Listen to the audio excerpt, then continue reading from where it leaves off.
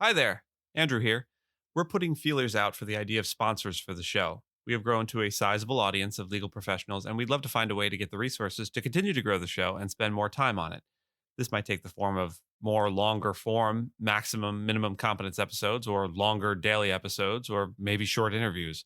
We've had a couple of inquiries regarding sponsorship, but want to get feedback from all of you, the listeners. If you have thoughts or have a sponsor in mind that you think would be a good fit, shoot me an email at andrew@leahy.org. We're still very much in the brainstorming stage, so all ideas are good ideas. So ends the housekeeping segment. Let's get to the show. Hello and welcome to the weekend edition of Minimum Competence. We're calling a maximum minimum competence episode. Essentially, time permitting and given a major legal news story, we'll try to get you a bit more up to speed than we can in our short form daily news show. This week, owing to this week's decision in favor of 4 book publishers and against the Internet Archive, we're covering that case, Hatchet v. Internet Archive, in brief. On your mark, get set, let's go. First, a bit of background. The Internet Archive is a nonprofit digital library that aims to provide free access to digital content for everyone. It was founded in 1996 by Brewster Kahle and is based in San Francisco, California. The organization's mission is to preserve digital content and make it available for future generations. It has a vast collection of websites, books, videos, images, software, and other digital content that can be accessed for free. The Internet Archive has been involved in various projects, including the Wayback Machine, which allows users to see historical versions of websites, and the Open Library, which provides free access to over 2.5 million digitized books. The organization also hosts the annual Decentralized Web Summit, which explores the future of the web and its potential to become more decentralized and user-controlled. The Internet Archive is funded through donations and grants and is a 501c3 charitable organization. This week, the Internet Archive lost a lawsuit brought against it by 4 book publishers who claimed that the website did not have the right to scan books and lend them out like a library. The Internet Archive had launched its National Emergency Library Program during the COVID-19 pandemic, allowing people to read from 1.4 million digitized books with no waitlist. However, Judge John G. Coltle decided that the Internet Archive had done nothing more than create derivative works and would have needed authorization from the book's copyright holders before lending them out. The judge dismissed all of the Internet Archive's fair use arguments and wrote that any alleged benefits from the Internet Archive's library, quote, cannot outweigh the market harm to the publishers. The Internet Archive says it will appeal.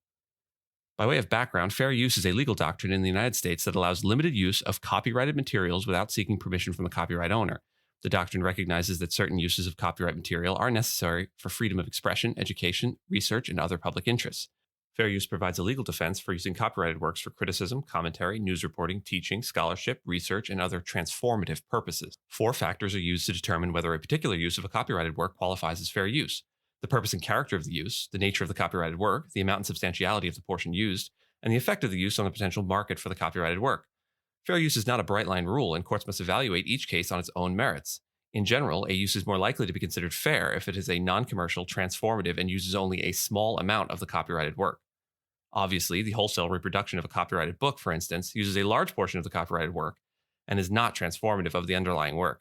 That is, we aren't talking about Pride and Prejudice and zombies. A compelling argument can be made that the market harm to the publishers, even in a time like the height of the COVID-19 pandemic, was significant owing to the existence of things like ebooks, the shipment of books from online retailers.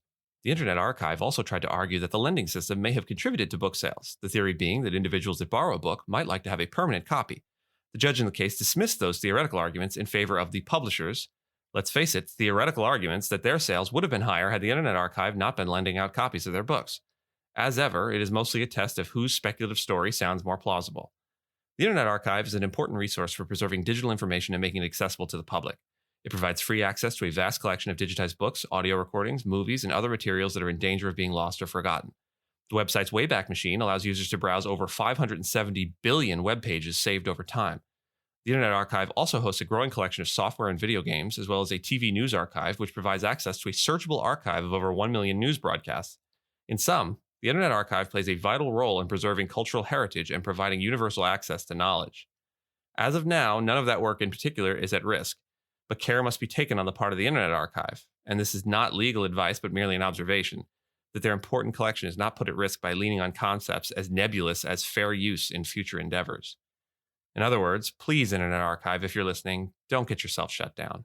To our other listeners, enjoy your maximum minimum competence on the Internet Archive case.